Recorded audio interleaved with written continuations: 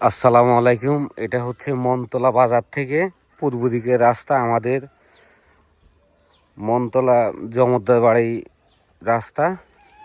তো এখানে গার্ডওয়াল করা, আজ থেকে 1 বছর আগে গার্ডওয়ালটা কমপ্লিট করা হয়েছে, আর রাস্তার কাজ ধরা হয়েছে আজকে 5 থেকে 7 দিন আগে। তো হচ্ছে আমাদের মিজি বাড়ির টিফু ভাই এখান দিয়ে যাচ্ছে। আমি ভিডিওটা করার মূল উদ্দেশ্য হচ্ছে স্মৃতি হিসাবে রাখার জন্য।